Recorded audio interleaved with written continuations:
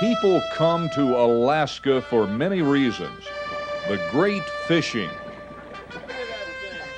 the spectacular scenery, the chance to see wildlife in its native surroundings.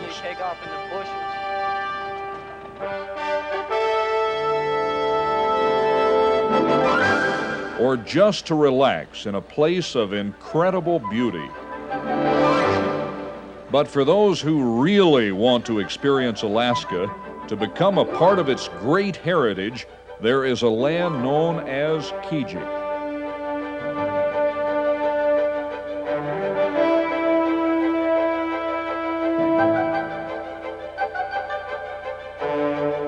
And for many sportsmen like this Anchorage angler, the chance to visit this part of Alaska leads to an experience he'll always remember. To get to Kijik Land, you leave the city of Anchorage and you have to fly out through the Alaska Range, out through Lake Clark Pass. The mountains all of a sudden come up and you're flying up a river and it appears to be a dead end. You kind of just pass over that like a saddle and start dropping down into the other side, and here opens up a spectacular lake with these huge mountains surrounding it. The thing must be 20 or 30 miles long, and it kind of doglegs all down through this series of mountain peaks. One of the prettiest sights that I've ever seen in my life. That's the effect this site has on everyone, even those like Evan Swenson who have seen it many times. Once someone has experienced the Lake Clark Wilderness area of Alaska, the magic of the place seems to draw them back again and again. The history of the area is evident in its people and in the land itself. Even the breeze seems to carry ancient tales of this mystical land. An opportunity to talk with the village elders is not soon forgotten.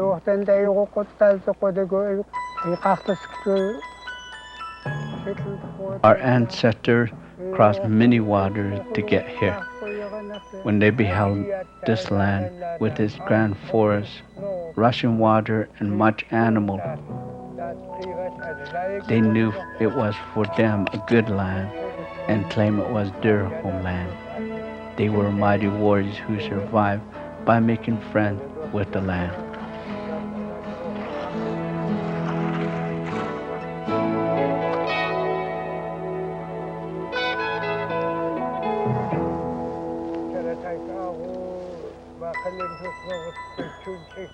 They laced their skin boots with moose hide and trimmed them with beaver. They taught their children how to strip the trees of the forest and soak the sapling to build their sledge. They roamed throughout the land and learned of its hidden streams and hills and gullies.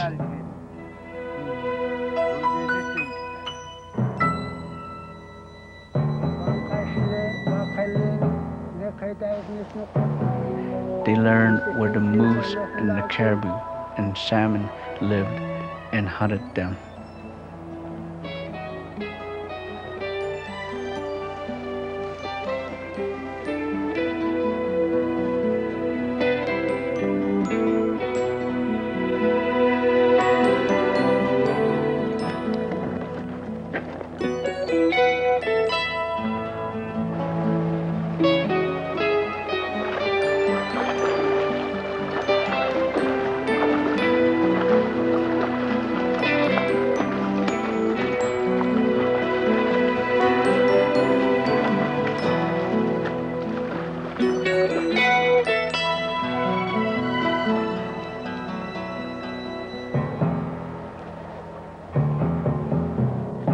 They sang their song here, where the mountains joined hands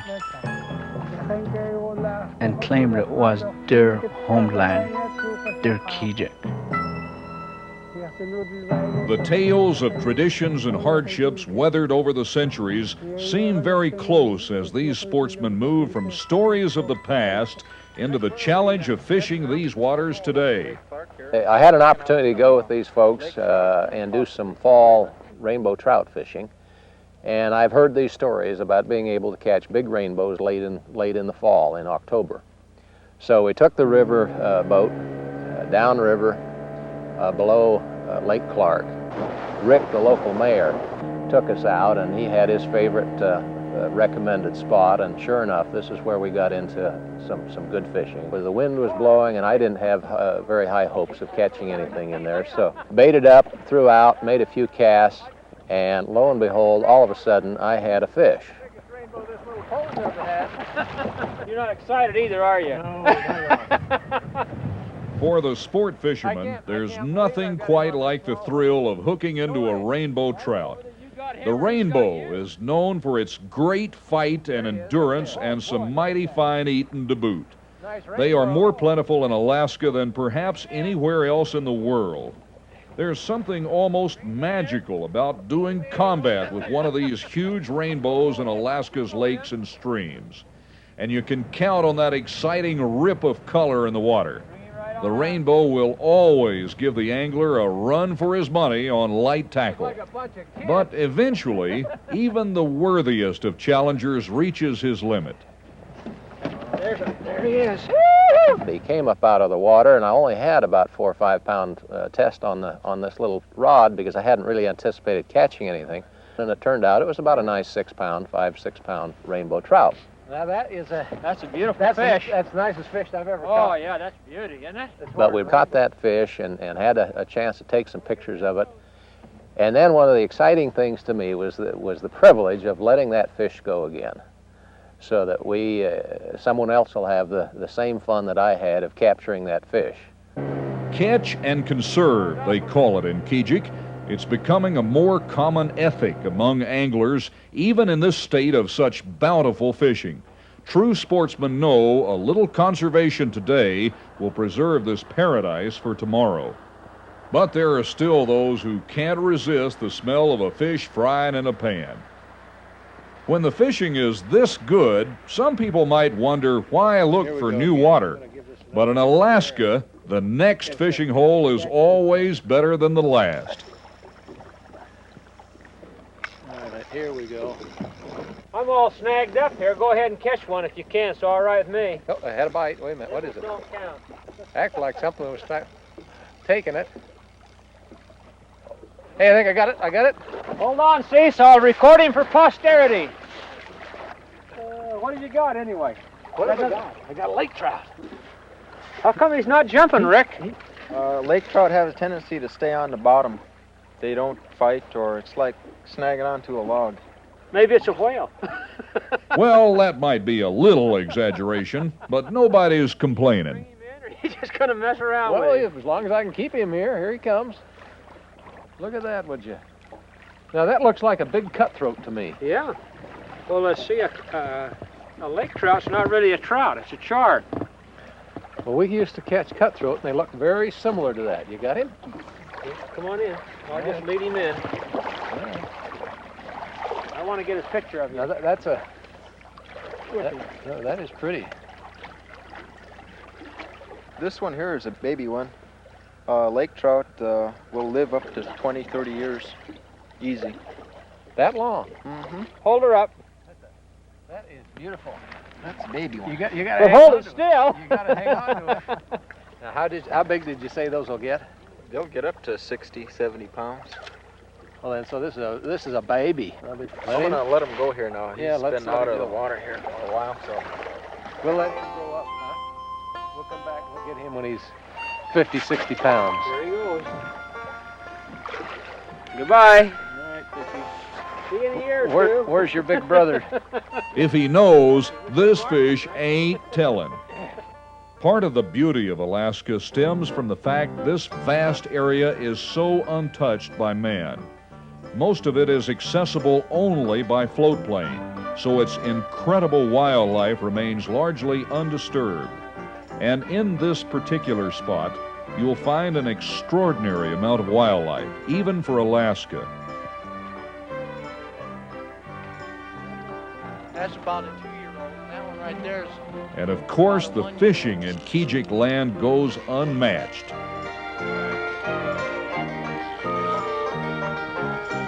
Most anglers walk away from these rivers with enough fishing stories to last a lifetime. And that's as it should be, because, after all, memories do last a lot longer than fillets. We lost a couple of nice ones this morning. John, what do you think about this, folks? Is that a beauty? If you really want to understand the fishing in Alaska, you can't find a better teacher than the folks who have handed down the traditions from generation to generation. And if you're an obedient student, some of the elders may invite you along for a special session of fishing school, the netting of red salmon. How expensive are these nets now? These are expensive nets, I tell you. How expensive? Oh, about $3,000. You got to catch a lot of fish. You got to catch a lot of fish. That's the object of fishing with a net, to catch a lot of fish. And Macy Hobson has been doing just that for years. Macy believes the best way to complete a Kijik education is to soak up some of the traditions of the area. And the best way to do that, he says, is with both feet in the river. The fish are cleaned and dried and used as feed for dogs, or they're soaked in a brine solution and smoked. And you won't find Macy sharing any of these fillets with the hounds. After we had stretched out the net for about 75 feet in the water, I didn't think for a while that we were going to be able to catch any fish. And finally, after about 15 or 20 minutes, he said, all right, let's try it. So we started to pull the net in, and for the first 15, 20, 30 feet of the net, there wasn't a fish in it. And I started chiding Mason. I said, Mason, there aren't going to be any fish in here. And he said, you just wait. There's one. Where? There's one out there. Oh, here they come. Look at this. What you talking about? Look at these all twisted up. Yeah, you see, I told you that it's going to be caught in the nose. That's a big old male, right? I'll be darned. How does it get all twisted like that, Macy? Well, if you got your nose tangled up in the web like that, you'd twist too, won't you? The red salmon, when they start spawning in June and July, they come in fresh from the ocean, they're bright silver. Well, then as they get into that fresh water, they start to change color, and they turn bright, brilliant red. And for a period of time, they're just as red as can be. But part of the process of the spawn, for some reason with the males, causes a great big huge hump on its back, and then the nose gets a big hook on it. It's just terrible. It's terrifying almost, because they have teeth that come out of both jaws with this big hook jaw. It makes you think that the fish is absolutely worthless. But those folks say, hey, you don't know what good eating is. Yeah. Now, how many will it take to feed one dog? One. One? One fish. One fish per what? For a dog. I mean, for how long? One fish per day? One fish per day. Per day. Yeah, per day. As you can tell, not even math is neglected in our lakeside education, and Macy can teach arithmetic with fewer words than most. When I had dogs, I put out 4,000 fish. We picked out of the net probably 20 or 30 fish, all sockeye salmon, and Macy explained to me, you just throw them up on the bank, and when we get all done, he said, I'll take you back to my fish camp and show you how we process those then for the fall. Okay, Macy. Now this is your camp here? That's my fish camp. This is what you call your fish camp. That's what I call my fish camp. And that's the way I crawl on my dock, too. Oh, is that right? Yeah, you got to go on your fours. I'm going to get out this way if you don't mind. We unloaded this red salmon, and he showed me how you go ahead and first you cut off the head and you slice them, and how you fillet them, but you don't cut them in half. You just fillet it right out to the tail, and then you flip the fish over and fillet the other side out and throw the bones in one pile, and you keep the rest, and that goes into it's thrown into a barrel, which is washed. After you've freeze-dried these out here in the cold weather this fall. Yeah, they don't get hard. They get soft. They get soft. Yeah, they get soft. Freeze-dried, they get soft. Oh, this won't last no time at all. After it dries a little bit, everybody will be coming, hey, give me fish, give me a fish, give me a fish. Is that right? No, sure. Cut the bone out. Yeah. Like that. Yeah. Throw that away. It's all right. All right, now I'm all done that way. What about the fins have to come Go off? ahead. I cut them across that way? Yeah. Just Yeah. come across here like this, so? No, not cut at all. just the meat. Oh, just slice the meat. Just Sometimes maybe a few more words of wisdom from our teacher would be helpful for some of our, shall we say, less coordinated students. You leave those on. Yeah. All right, so I got to score this side too. I really goofed Yeah. up on that first part there, didn't I? Yeah, you did a good job. Got it off. Not bad for a beginner, huh? No, not bad for a beginner. Okay. So when you get those all flayed out, they hang those up on these drying racks, and you've probably seen pictures of this, but I'd never experienced it. Anyway, they just hang each side of that fish with the tail over that pole, and they may have a series of 10 or 15 polefuls of fish in the drying process. Now they do it at that time in the fall after the blowflies are gone. The flies won't bother them. And actually it's a freeze-dry process. You think we're modern nowadays. These folks have been doing this for centuries, evidently. But the cold, freezing weather dries them and freezes them at the same time. They're ready to go into their storehouse. And I come back and eat some of these up when? Yeah, they're all about a week. Week. Yeah. Right. Now these other skeletons here are bones. Those are for the dogs. Yeah. How do the dogs keep from choking on the bones? Well, he knows how to do it. The dog knows how to do it. Dog knows how to do it. Of course, the netting of red salmon is reserved for the native Alaskans who call this area home.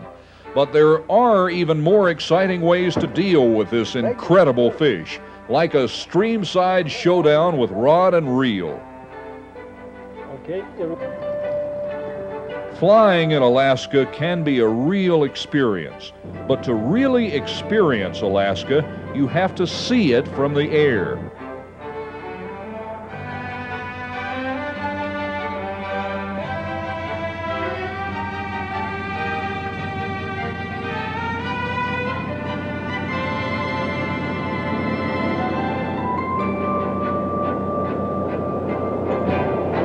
Most who know the red salmon say you can't catch them after they turn red.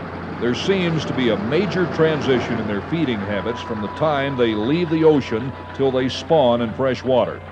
But remember, we have a doctor of fishology along on this trip. So Professor Macy will now instruct his student on some techniques that he claims will hook even a freshwater red. What are we going to be fishing for here, Macy? This red one would be the best. Pixie? One. Yeah. Okay.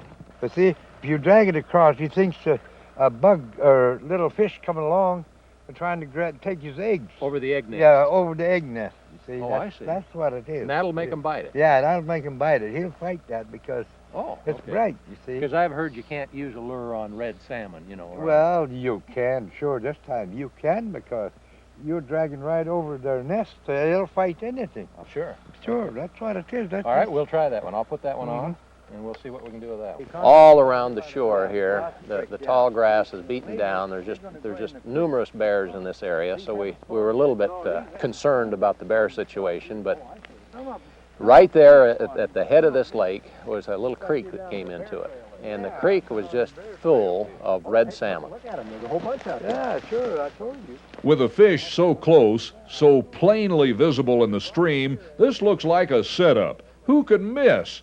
But the challenge of enticing a strike is a lot more difficult than it looks. Over to a little bit to one side, there might be some of them be spawning there too. Along the Yeah. shore? Right. What dictates when they'll actually go up the creek? Up the creek? Yeah. Oh, some of them already spawned, and then So if you drag it over their nest, why, sure, they'll grab it. Well, so much for classroom instruction. Now let's see if Macy's techniques really work when it comes to getting the fish to cooperate. looks like one of those old ones. All right. Yeah, look at that, would you? Hey, he took that pixie right in his mouth. Well, now, that was easy enough. Maybe the professor does know what he's talking about. He's a nice big red one. Okay, you back up towards me a little bit. Oh, I lost it. Well, my boot. I lost that fish, Macy. Either that or he tore my line. I don't know which. I think he cut my line. Sometimes even experience can't make up for cheap fishing line. The fishing may be what draws anglers here, but no one who walks into Kijik Land can ever forget the beauty of the place.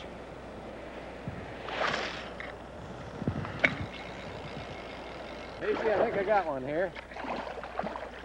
I didn't think he'd take that lure.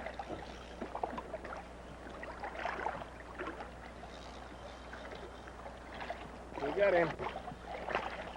You know, now tell me, you know, some of our people would say that that fish is too old, Macy. Yeah, that's right. That's a bunch of nonsense, No, isn't it? that's a bunch of nonsense because they're not used to that.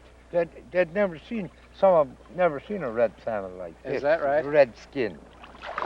Woo! But that flesh is just as good as if it were bright silver. Yeah. You want to keep that fish? Well, yeah, we can keep it. Or you take it home to your wife? Yeah, I'll take them home. Why, to my super. wife. Put it right in the oven. Is that right? Yeah, stuff it with onions and all that. Why? You're making me hungry. Yeah. Stuff it with onions and all that. We ought to be... It's good eating. While we were fishing for lake trout there in Lake Clark, late one evening, just at sunset, the sun was low in the horizon, a beautiful evening with the sun shining across the lake, and I was out trying to catch a lake trout late at night. Cast it out, caught a really beautiful lake trout. The thing was about 18 inches long, probably 2 or 3 pounds. It was a nice fish for me. And brought it in, and first thing, Evan Swenson runs out there, and he says he's going to try to help me bring that fish in. Bigger one, you know. There's my supper. Yeah, hey, that would be good for supper. We talked about cooking one on a stick. Yeah.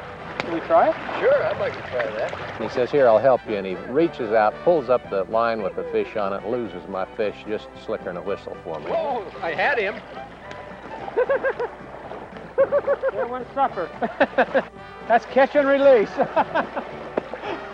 Sorry about that. Catch and release, all right. I was going to eat that for dinner, and I'm still hungry. Well, I'll be sitting here by the fire. Well, yeah, you just stay by the fire. Well, it just goes to show you, some of them really do get away. Okay, Cease, that was the last cast. Time to go. Guide Rick says move on. I don't want to have to leave this country. Well, I don't either, but you've been out fishing me all day. Well, doesn't that always happen that way? No. In fact, anybody out fishing me, I never bring them again. Yeah, dinner.